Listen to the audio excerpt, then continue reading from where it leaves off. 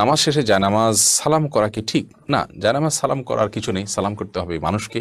ডানে বামে সালাম দিচ্ছেন, এরপর আর কোনো সালাম নাই। এরপরে কোনো কারোর সাথে আপনার হঠাৎ সাক্ষাৎ হয়েছে, সেই জায়গা থেকে আপনি সালাম দিতে পারেন, কিন্তু জায়নামাজকে সালাম দেওয়া এটি কোরআন সুন্নাহর কোনো নির্দেশনা নয়। এটি যদি সালাতের অংশ মনে করে কেউ, সালাত পরবর্তী করণীয় মনে করেন কেউ, শরিয়া দৃষ্টিকোণ থেকে, ইসলামের দৃষ্টিকোণ থেকে, তাহলে সেটি বরং বিদআতে পর্যবেসিত হবে। ইসলামের নামে মন গড়া কোনো কিছু করলে সওয়াব হয় না, বরং আরও বিপরীতে গুনাহ হয়। আব্দুল্লাহ জুবাইর তাসিন আপনি লিখেছেন, অন্যদের গাছের ডাল আমাদের ছাদের উপর চলে আসলে আমরা কি ছাদের উপরের ডালের ফল খেতে পারবো? না, আপনার ছাদের উপরে ডাল চলে আসছে দেখে আপনার জন্য ফল হালাল হয়ে যাবে না।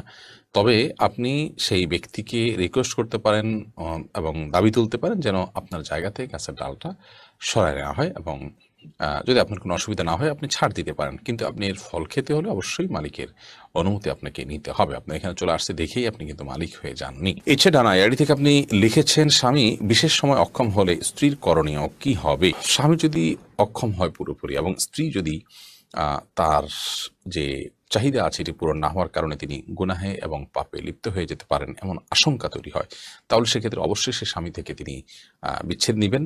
যদি সেটা চিকিৎসার অযোগ্য হয়, চিকিৎসার যোগ্য হলে সেটার জন্য অবশ্যই তিনি সময় দিবেন, সুযোগ দিবেন, চেষ্টা করবেন নিজে। যদি তারপরও কোনো উপায় না থাকে এবং চিকিৎসার অযোগ্য হয়, তাহলে সেক্ষেত্রে তিনি সেখান থেকে বিচ্ছেদ নিয়ে অবশ্যই অন্যত্র বিয়ের উদ্যোগ গ্রহণ করতে পারেন। শরিয়া সেই অধিকার তাকে দিয়েছে। তন্নি আইডি থেকে আপনি লিখেছেন, নামাজের সময় পাশ দিয়ে কেউ গেলে বা আসলে আমার আম্মু নামাজের ভেতরই তাকায়, এতে নামাজের কোনো সমস্যা হবে কিনা?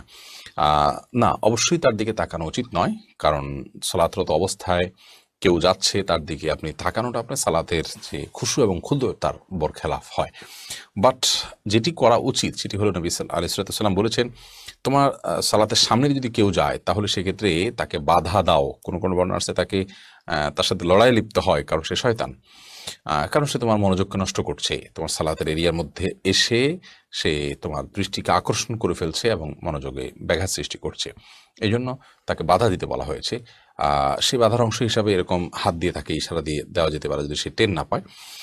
আর এর বাইরে তার দিকে তাকিয়ে থাকলে তো কোনো লাভ নাই, বিধায় তাকিয়ে নিজের সালাতের মনোযোগ নষ্ট করার তো কোনো যৌক্তিকতা নেই, বিধায় আপনার আম্মাকে বলতে হবে এই কাজটি করা যাবে না। সোহানি পারভিন আপনি লিখেছেন, শীতকাল আমাদের মহিলাদের জন্য একটা বড় সমস্যা। যাদের চুল লম্বা তারা প্রতিদিন ভিজিয়ে গোসল করা সম্ভব হয় না, তাই আমরা কি শুধু চুলের গোড়াটা ভিজিয়ে গোসল করতে পারি? দেখুন, যদি ফরজ গোসল হয় তাহলে সেক্ষেত্রে আপনার চুলের আগা গোড়া সবগুলো আপনাকে ভেজাতে হবে। আর যদি ফরজ গোসল না হয় তাহলে সেক্ষেত্রে আপনি চুল পুরোটা শুকনো রাখতে পারেন, কোনো অসুবিধা নেই। আপনার সুন্নাহ বা নফল সাধারণ বা জায়েজ মোবাজে গোসল সেটিতে চুল বোঝানো তো আবশ্যক নয়। এমনি মুস্তাফিজুর রহমান আপনি লিখেছেন, কোরআন কারীম যদি ভুল বশত পায়ে লাগে অথবা নিচে পড়ে যায়, করণীয় কি? ভুল বশত পায়ে লাগলে অথবা নিচে পড়ে গেলে আল্লাহর কাছে মাপ চাইতে হবে, যদি এটা অনিচ্ছাকৃত, তারপরে মাপ চাই নিতে হবে, এবং সেই সাথে ভবিষ্যতের জন্য এরকমটি না হয় সেজন্য সাবধানতা অবলম্বন করতে হবে। এর কারণে আপনার বিশেষ কোনো কাফারা নাই। আমরা ছোটবেলা থেকে যে সমস্ত কথা শুনে আসছি যে এর কারণে এত কেজি লবণ দিতে হবে, চাল দিতে হবে গরিবকে ইত্যাদি, এগুলো আমাদের নিজেদের মন গড়া নানান কথাবার্তা।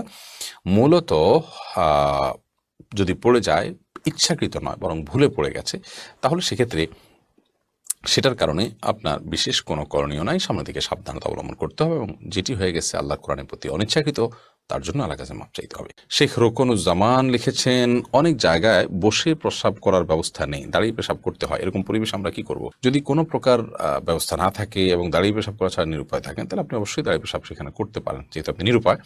কিন্তু নিয়মিত অভ্যাস বাড়ানো সঠিক নয়, কারণ নবী করিম সাল্লাল্লাহু আলাইহি ওয়াসাল্লাম বসেই সবসময় পেশাব করতেন। তবে বিশেষ একবার তিনি দাঁড়িয়ে পেশাব করেছেন, এবং সেটি কারণ ছিল এমন একটা জায়গায় তিনি গেছেন যেখানে ময়লা আবর্জনা চতুর্দিকে ফেলেছে মানুষ, এবং সেখানে বসার মতো কোনো জায়গা ছিল না, সেজন্য তিনি সেখানে দাঁড়িয়ে পেশাব করেছেন। এরপরে শিমুল আক্তার সুমি আপনি লিখেছেন, আমার ছোট দুইটা মেয়ে আছে, ওরা যাতে ভয় না পায় এজন্য আমি টয়লেটের দরজা খুলে সব কাজ করি, এদিকে আমার কোনো গুনাহ হবে? আপনি টয়লেটে কাজ করেন, এদিকে না দরজা খোলা না রাখলে তারা ভয় পাবে, তাহলে সেটা আপনি করতে পারেন, কোনো অসুবিধা নেই।